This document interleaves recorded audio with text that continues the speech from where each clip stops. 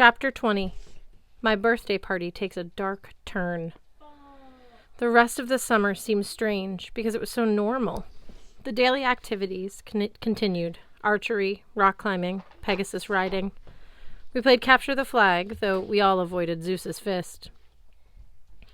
We sang at the campfire and raced chariots and played practical jokes on the other cabins. I spent a lot of time with Tyson, playing with Mrs. O'Leary, but she would still howl at night when she got lonely for her old master. Annabeth and I pretty much skirted around each other. I was glad to be with her, but it also kind of hurt, and it hurt when I wasn't with her too. I wanted to talk to her about Kronos, but I couldn't do that anymore without bringing up Luke. And that was one subject I couldn't raise. She would shut me out every time I tried. July passed, with fireworks on the beach on the 4th. August turned so hot, the strawberries started baking in the fields. Finally, the last day of camp arrived. The standard form letter appeared on my bed after breakfast, warning me that the cleaning harpies would devour me if I stayed past noon. At 10 o'clock, I stood on top of Half-Blood Hill, waiting for the camp van that would take me into the city. I'd made arrangements to leave Mrs. O'Leary at camp, where Chiron promised she'd be looked after. Tyson and I would take turns visiting her during the year. I had hoped Annabeth would be riding into Manhattan with me, but she only came to see me off. She said she'd arranged to stay at camp a little longer. She would tend to Chiron until his leg was fully recovered, and keep studying Daedalus's laptop, which engrossed her for the last 2 months. Then she would head back to her father's place in San Francisco. There's a private school out there I'm going to be going to, she said. I'll probably hate it, but, she shrugged. Yeah, well, call me, okay? Sure, she said half-heartedly. I'll keep my eyes open for... There it was again. Luke. She couldn't even say his name without opening a huge box of hurt and worry and anger. Annabeth, I said, what was the rest of the prophecy?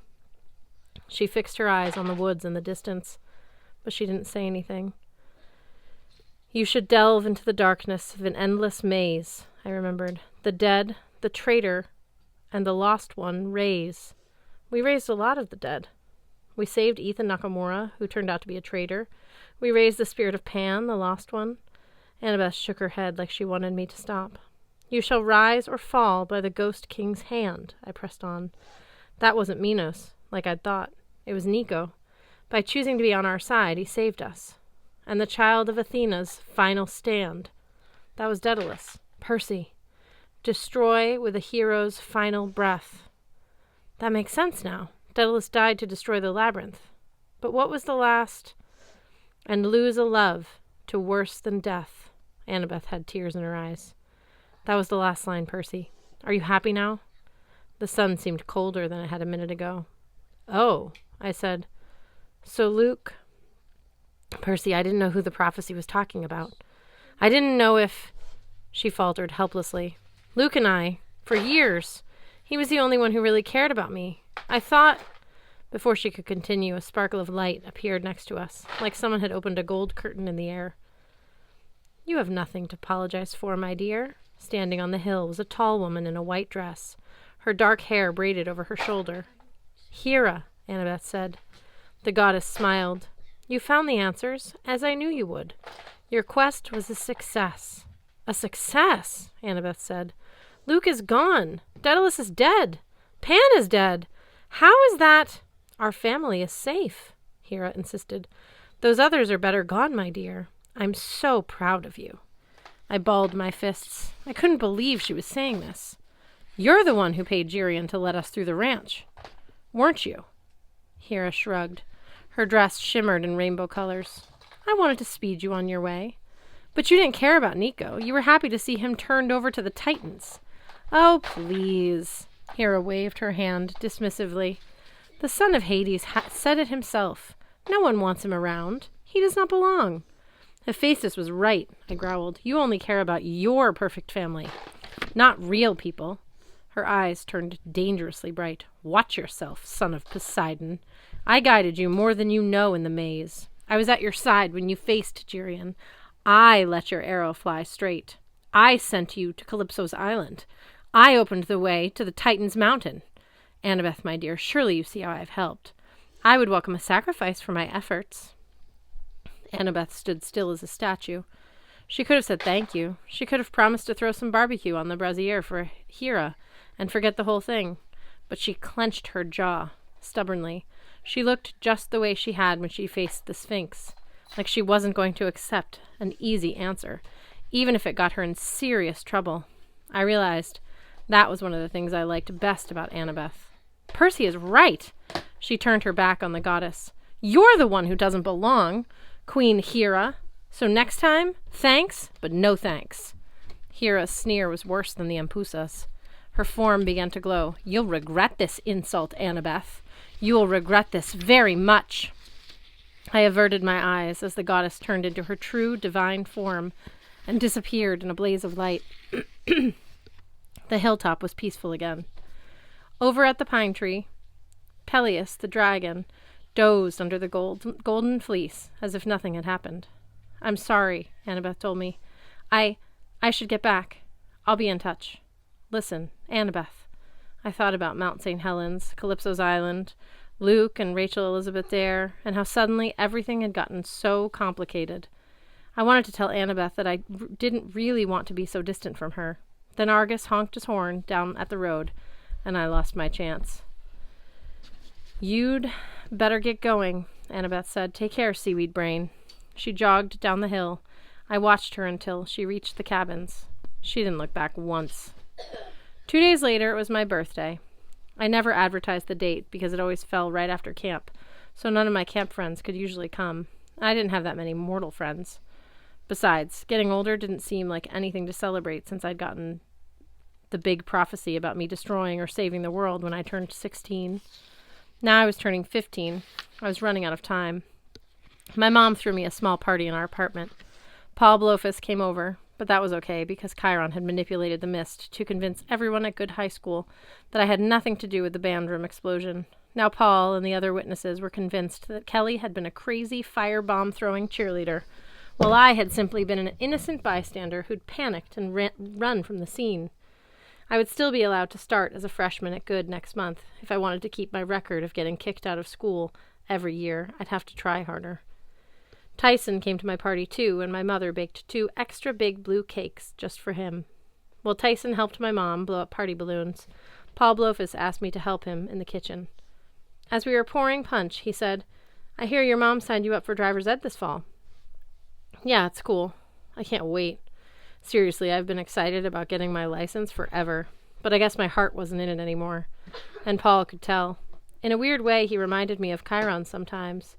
How he could just look at you and actually see your thoughts. I guess it was that teacher aura. You've had a rough summer, he said. I'm guessing you lost someone important. And girl trouble? I stared at him. How do you know that? Did my mom? He held up his hands. Your mom hasn't said a thing, and I won't pry.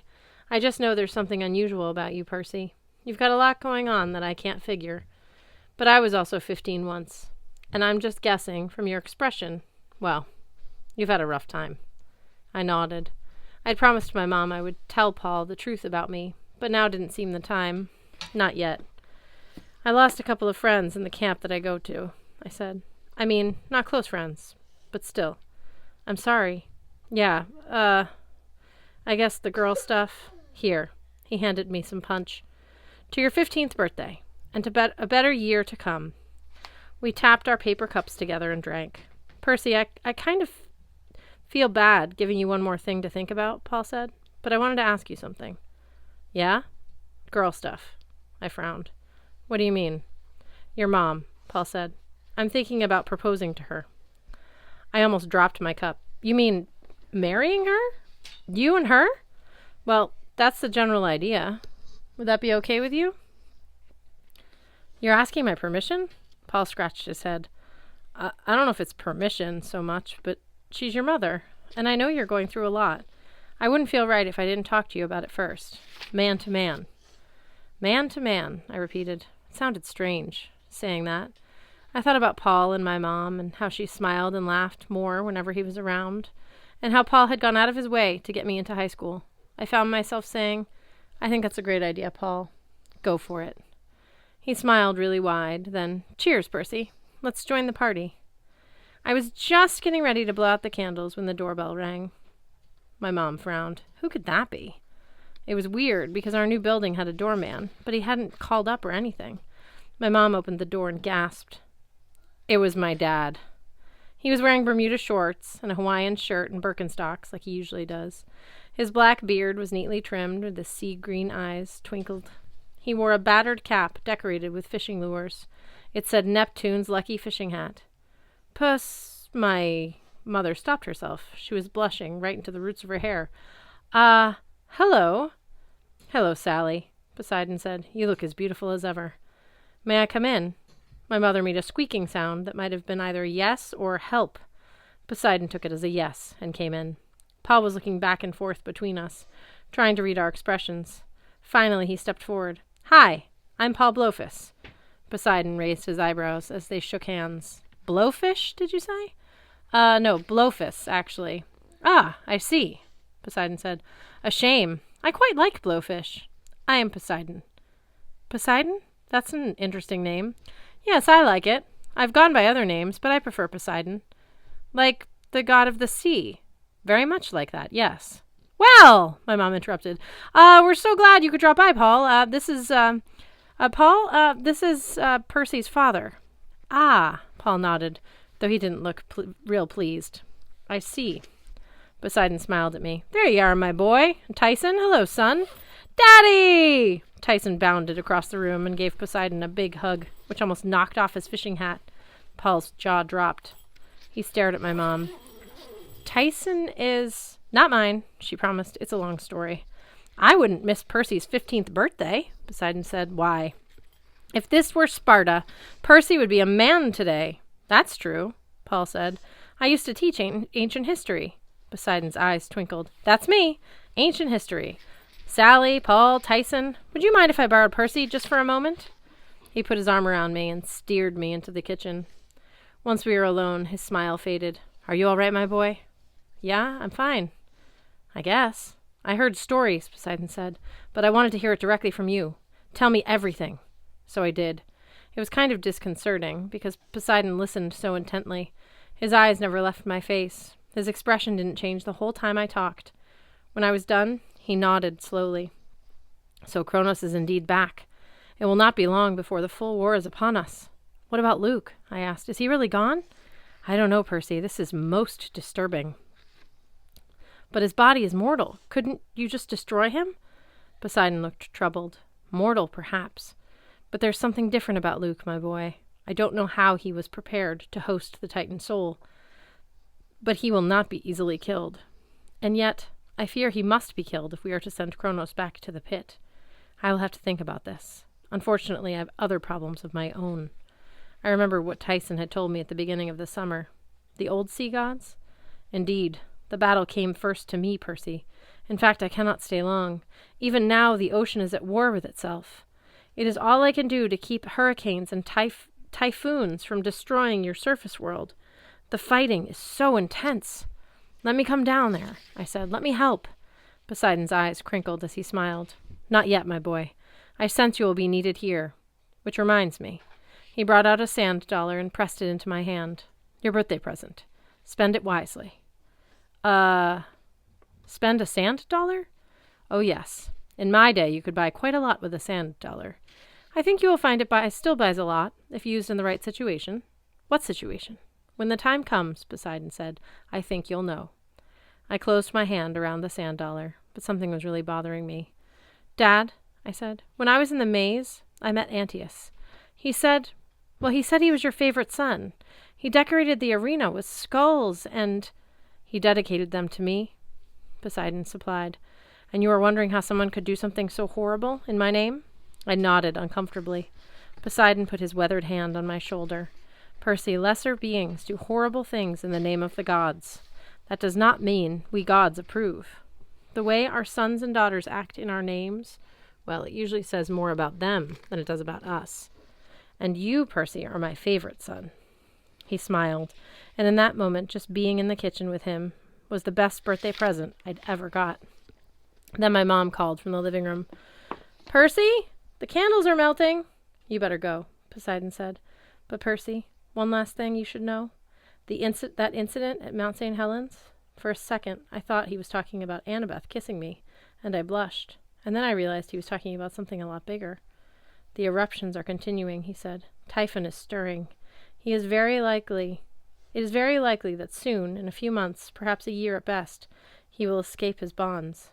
I'm sorry, I said.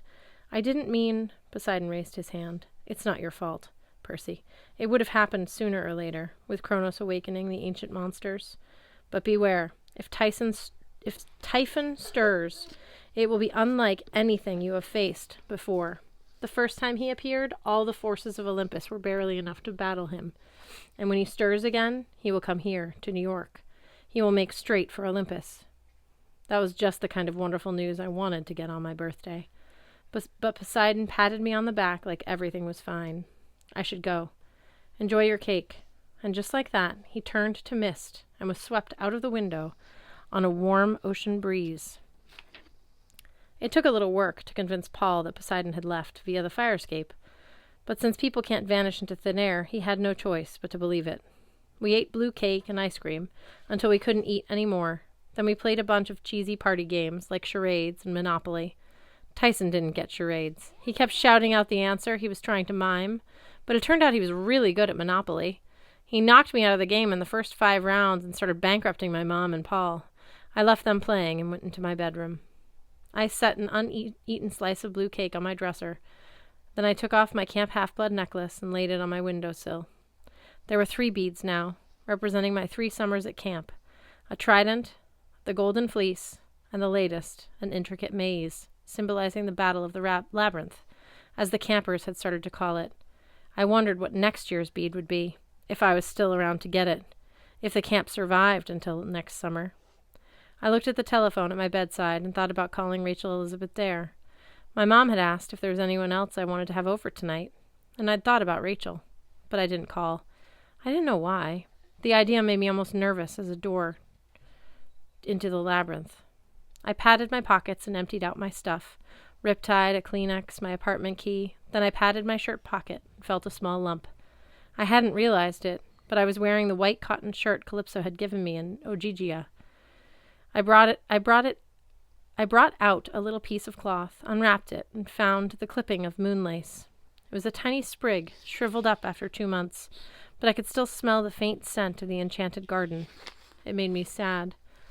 I remembered Calypso's last request of me. Plant a garden in Manhattan for me, will you? I opened the window and stepped onto the fire escape. My mom kept a planter box out there. In the spring, she usually filled it with flowers, but now it was all dirt, waiting for something new. It was a clear night. The moon was full over 82nd Street. I planted the dried sprig of moonlace carefully in the dirt and sprinkled a little nectar onto it from my camp canteen. Nothing happened at first. Then I watched. As I watched, a tiny silver plant sprang out of the soil, a baby moonlace, glowing in the warm summer night. Nice plant, a voice said. I jumped. Nico D'Angelo was standing on the fire escape right next to me. He just appeared there. Sorry, he said. Didn't mean to startle you. That's okay. I mean, what are you doing here? He'd grown about 1 inch taller over the last couple of months. His hair was a shaggy black mess. He wore a black t-shirt, black jeans, and a new silver ring shaped like a skull. His Stygian iron sword hung at his side. I've done some exploring, he said. Thought you'd like to know Daedalus got his punishment. You saw him? Nico nodded. Minos wanted to boil him in cheese fondue for eternity, but my father had other ideas. Daedalus will be building overpasses and exit ramps in Asphodel for all time. It'll help ease traffic congestion. Truthfully, I think the old guy's pretty happy with that. He's still building, still creating, and he gets to see his son and Perdix on the weekends. That's good. Nico tapped his silver ring. But that's not the real reason I've come. I've found out some things. I want to make you an offer. What? The way to beat Luke, he said. If I'm right, it's the only way you stand a chance.